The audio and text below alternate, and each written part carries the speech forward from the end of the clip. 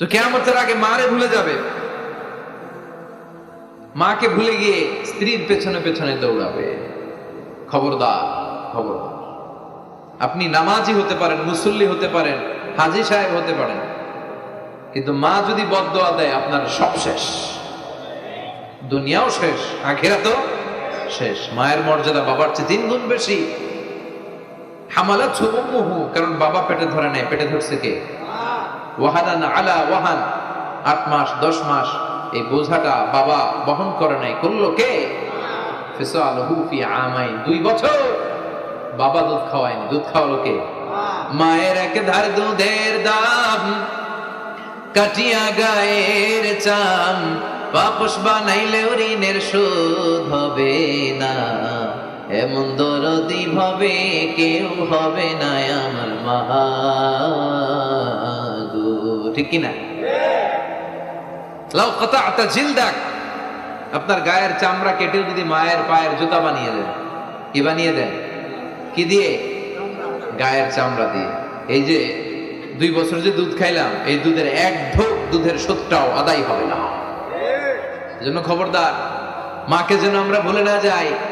মা দোয়া করতে দেরি, ওই দোয়া কবুল হতে। আমরা ছোটবেলায় যে কত কষ্ট দিয়েছি, সবচেয়ে বেশি কষ্ট যখন দিয়েছি মাকে, ওই স্মৃতিগুলো আমাদের মনে পড়ে না। আপনার বয়স যখন 1 বছর, আপনি স্মৃতি হাতড়ে এত দূর যেতে পারবেন? 1 বছর বয়সে কি কি কষ্ট দিয়েছিলেন মনে আছে? মানুষের বয়স যখন 2, 3, 4 হয়, 4-5 বছর বয়সে তখন তার কথাগুলো খেয়াল থাকে। কিন্তু সবচেয়ে কষ্ট কিন্তু মাকে বাবাকে আমরা দিয়েছিলাম যখন আমাদের বয়স 1-2 বছর ছিল। আর মায়ের পেটের ভেতরে যখন ছিলাম তখনও কষ্ট দিয়েছি কি দেই নাই? এক একটা লাথি যখন মেরেছি আমার মা বেহুশ হয়ে যেত। আমাকে আপনাকে জন্ম দিতে যে আপনাদের মা কতটা কষ্ট করেছেন খেয়াল করে শুনুন। চিকিৎসা বিজ্ঞানীরা বলে একজন সুস্থ মানুষ 45 ইউনিট পেইন, মানে ব্যথা একসাথে সহ্য করতে পারে। ব্যথার তীব্রতা, সিভিয়ারনেস যদি এর চেয়ে বেড়ে যায়, হয়তো লোকটা বেহুশ হয়ে যাবে, না হয়ে মরে যাবে। কিন্তু আমার আর আপনার মা আমাকে আর আপনাকে জন্ম দিতে যে ওই ডেলিভারি যখন দিয়েছিল, 57+, 57 ইউনিটেরও বেশি ব্যথা তিনি সহ্য করেছিলেন। যেটা কোনো অ্যাক্সিডেন্টে আমাদের দেহে প্রত্যেকের 206টা হাড্ডি, কোন সড়ক দুর্ঘটনায় আপনার দেহের 20টা হাড্ডি একসাথে টাস টাস করে ভেঙে গেলে যত ব্যথা, তার চেয়েও বেশি ব্যথা। যেন খবরদার, খবরদার, মাকে যেন আমরা ভুলে না যাই। মায়ের দোয়া যেন নেই।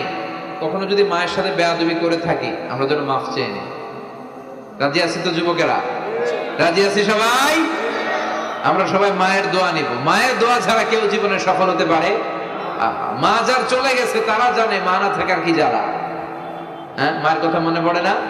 যখন রাত্রি নিঝুম, এই চোখে ঘুম, একলা শূন্য ঘরে, তোমায় মনে পড়ে মাগো, তোমায় মনে পড়ে, জানি তোমার দোয়া পেলে উঠব সকল বাধা ঠেলে, তোমার দোয়া সকল কাজে ঝরছে মাথায় পড়ে, তোমায় মনে পড়ে মাগো, তোমায় মনে পড়ে, যখন রাত্রি নিঝুম, এই চোখে ঘুম, একলা শূন্য ঘরে, তোমায় মনে পড়ে মাগো, তোমায় মনে পড়ে।